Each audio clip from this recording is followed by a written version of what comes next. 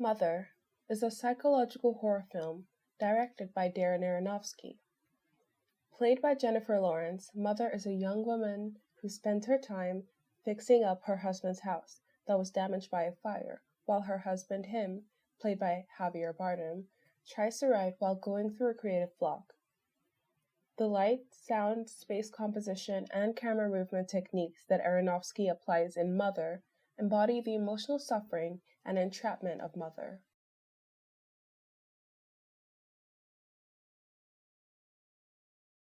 Mother is set in a house placed in a clearing in the woods. It is surrounded by trees with no other houses or roads around it.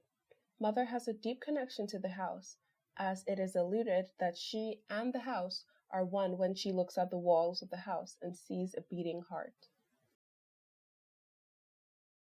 The camera follows Mother through the house as she searches for him, low-key lighting drawing attention to the evils inside the house.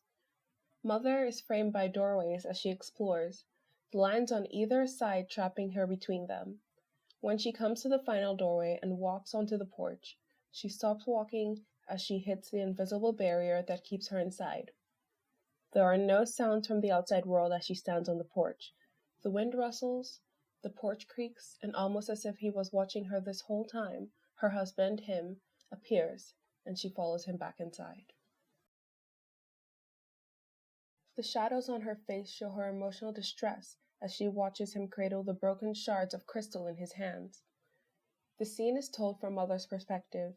Her expression is shown in a close-up shot, while he is shown in a medium shot, kneeling on the ground where we cannot see his expression, despite being the one directly affected.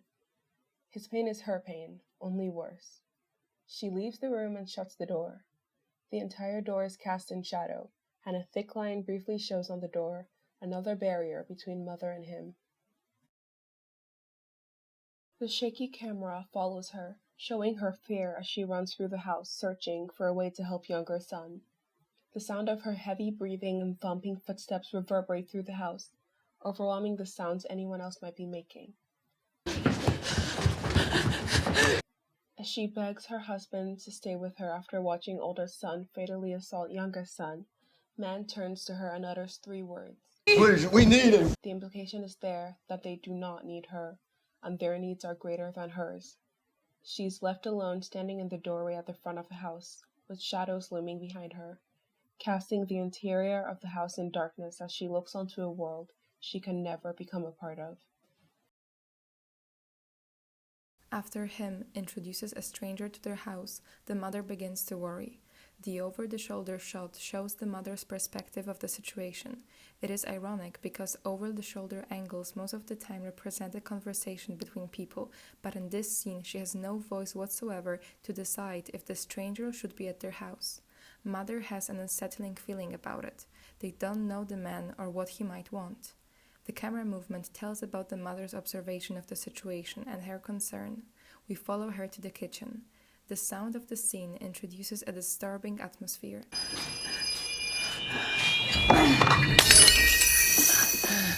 We can sense her suffering. The sound effects put the viewers into the mother's head. We don't hear the man's conversation or normal sounds of the house, but an unsettling noise that makes the mothers drop the cups. Again, from a point of view shot, we see her touching her chest. It symbolizes the heavy feeling, stress, and anxiety.